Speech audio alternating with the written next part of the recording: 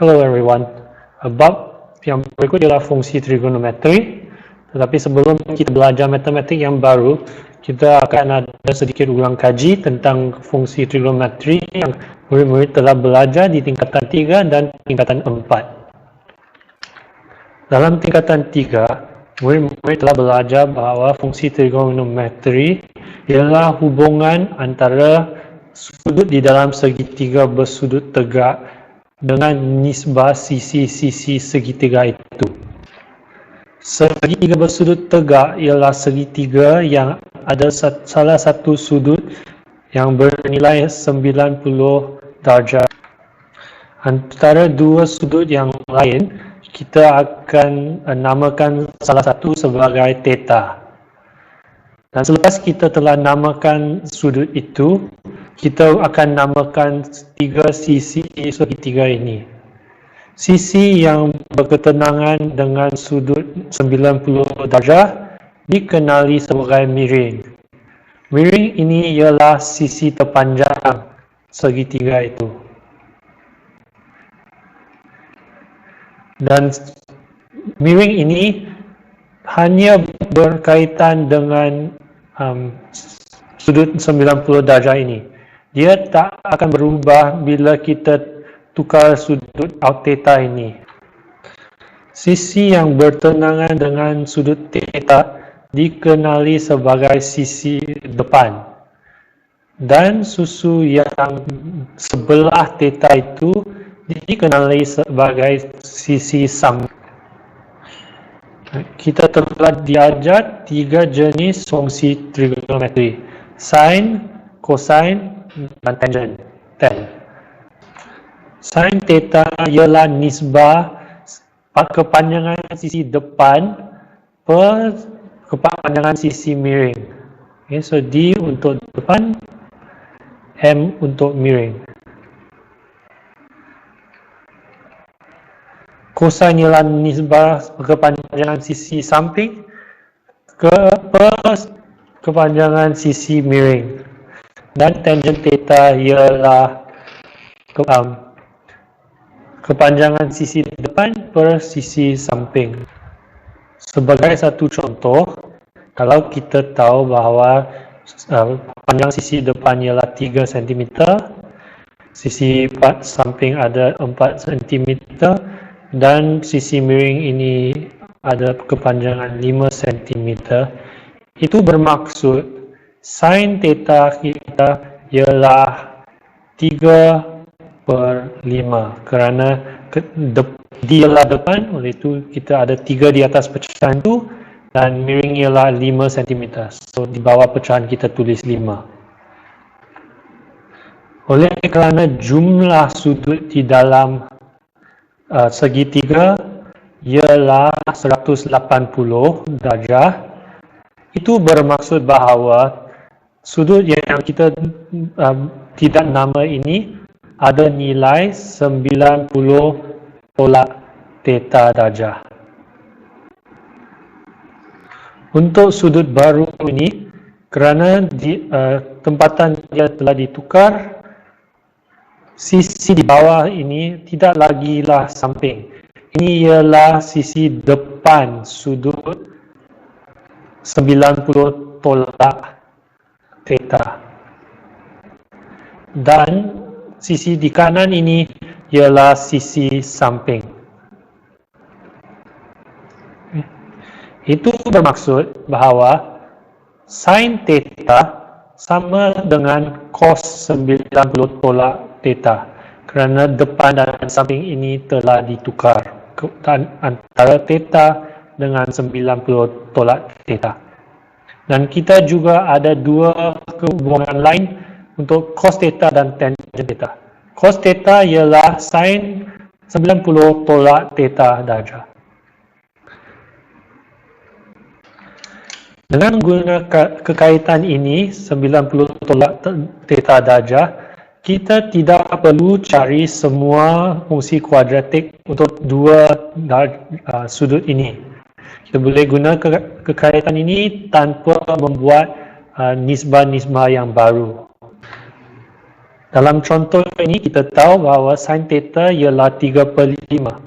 Oleh itu, tanpa membuat apa-apa calculation yang baru, saya boleh tahu bahawa cos 90 tolak theta, iaitu cos untuk sudut ini, ialah 3/5 juga.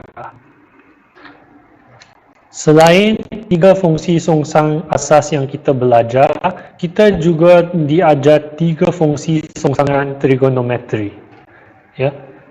So, yang pertama ialah fungsi secant, iaitu 1/cos. Yang kedua ialah cosecant, iaitu 1/sin theta. Dan yang terakhir ialah cotangent, yang sama dengan 1/tangent theta.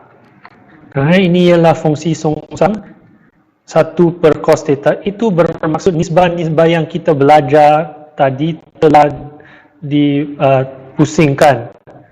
Okay. So, di dalam cos theta biasanya kita ada cos theta ialah samping per miring. Tetapi di dalam fungsi songsang, miring telah diterbalikkan ke atas pecahan ini untuk menjadi miring per samping, ya. So di dalam contoh kita tadi, kita ada 33, 4 dan 5 sebagai panjang sisi segitiga ini. Secant theta kita ialah 5/4. Kerana fungsi songsang ini dibina daripada fungsi asas cos, sin dan tangent, kehubungan 90 tolak theta ini juga boleh digunakan untuk fungsi songsang. Dan kita akan ada tiga kekaitan ini. Secant theta ialah cosecant 9 tolak theta, cosecant theta ialah secant 90 tolak theta, dan terakhirnya kita ada cotangent theta ialah tangent 90 tolak theta. Okay. Kita boleh semak semua ini dengan tengok balik dengan nisbah dia. Tengok yang mana guna miring dan yang mana guna samping ataupun depan. Kalau murid-murid ada apa yang lain yang kau tak ingat daripada matematik tingkatan 3, tolong pergi buat ulang kaji ataupun tolong tanya saya pada hari Sabtu nanti. Ya. Sekarang kita akan bincang trigonometri yang kita belajar pada tahun lepas, iaitu di dalam tingkatan 4.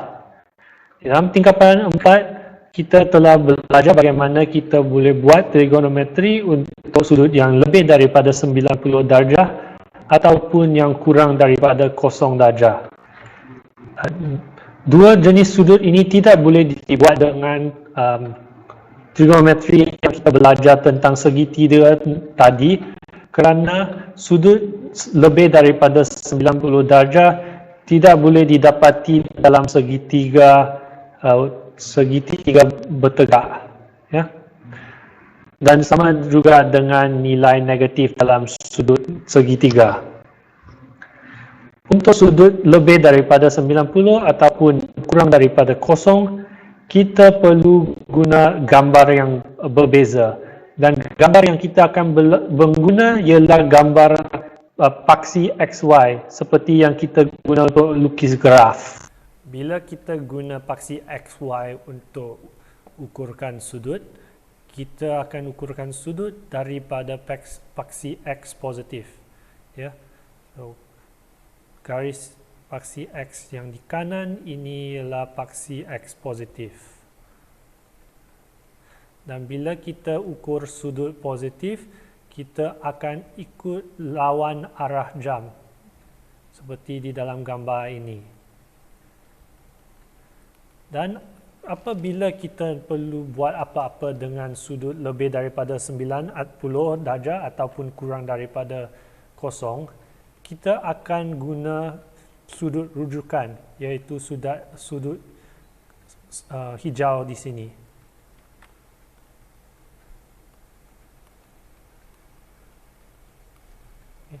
So, kita perlu tahu bagaimana carikan nilai sudut rujukan apabila kita diberi sudut Ini seperti ini. Sudut negatif juga diukur dari paksi X positif, tetapi bila sudut itu dilukis, kita akan ukurkan dia dari ikut arah jam. Contohnya, kita akan ukurkan sudut negatif seperti ini. Oleh itu, sudut negatif ini ialah negatif 201 darjah.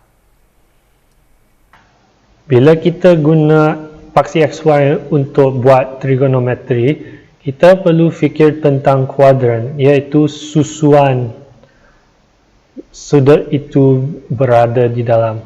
Kalau dia di dalam susuan pertama, itu bermaksud theta antara nilai 0 hingga 90 darjah. Dan bila kita di dalam susuan pertama, sudut rujukan itu ialah sama dengan sudut theta itu. Kalau kita di dalam susuanan kedua, itu bermaksud kita sekarang di dalam nilai theta di antara 90 dan 180 darjah. Dan bila itu berlaku, sudut rujukan itu sama dengan 180 tolak theta. Di sini kita boleh tengok gambar dia. Ini ialah angle, iaitu sudut kita theta, dan sudut merah ini ialah sudut rujukan kita. Kita akan guna sudut rujukan ini untuk buat soalan nanti. Oleh itu, kita perlu tahu bagaimana cari sudut rujukan daripada sudut yang theta yang diberi. Untuk susuan 3 dan 4, susuan 3 ialah bila sudut theta ini antara 180 hingga 270 darjah. Dan susuan keempat ialah daripada 270 darjah hingga 360 darjah. Dan dalam susuan ketiga, sudut rujukan dia didapati dengan tolak 180 daripada theta, dan untuk susuan keempat, sudut rujukan didapati dengan tolak theta daripada 360. Seperti di dalam dua gambar di kiri sini. Untuk sudut negatif, kita juga perlu cari sudut rujukan. Di sini, selepas ni, tolong berhentikan video dan salinkan empat kekaitan ini dengan sudut mana yang dia digunakan untuk. Sekarang guna rumus-rumus yang kita belajar untuk carikan sudut rujukan di soalan 1 pada muka surat 101. Berhentikan video dan cuba soalan itu sekarang, dan tolong semakkan jawapan anda. Okay? Kemahiran cari sudut rujukan ini ialah antara kemahiran yang paling penting untuk bab trigonometri ini. So, tolong faham ini baik-baik sebelum buat soalan-soalan lain. Ya. Kenalan sukuan dan sudut rujukan penting kerana itu akan tolong kita cari nilai fungsi trigonometri untuk sudut yang lebih daripada 90 darjah dan yang kurang daripada 0 darjah. Okay. Dalam rumus-rumus yang berikut, alfa ialah sudut rujukan dan theta ialah sudut yang diberi. Bila theta di dalam susuan kedua, sin theta sama dengan sin alpha. Tetapi sin theta, cos theta dan tangent theta akan ambil negatif nilai cos alpha dan tangent alpha. Okay. So, untuk setiap susuan, fungsi trigonometri theta berkaitan dengan fungsi trigonometri alpha. Tetapi kebezaan dia ialah adakah dia ambil nilai positif ataupun nilai negatif.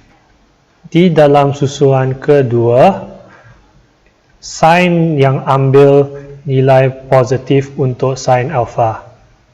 Di susuan ketiga, fungsi trigonometri yang akan ambil nilai positif ialah tangent. Dan untuk susunan keempat, cos akan ambil nilai positif. Untuk fungsi-fungsi trigonometri yang lain, dia akan ambil negatif nilai cos atau tangent alpha itu. Okay, so cikgu sentiasa akan ajar murid-murid dia untuk ingatkan gambar ini. Okay, untuk lukiskan gambar 4 susuan ini dan tahu bahawa 3 susuan ini ialah STC. S untuk sin, T untuk tangent, C untuk cosine. Yang 3 ini ialah fungsi yang akan ambil nilai positif di susuan. Kalau murid-murid masih ada apa-apa soalan, tolong tanya saya pada hari Sabtu nanti. So, tolong guna ulang kaji yang kita baru buat ini untuk cuba soalan 2 hingga 7 pada muka surat 103 hingga 106. Kerana ini ialah ulang kaji, saya tak akan bincang ini pada hari Sabtu kecuali kalau murid-murid tanya saya, ya.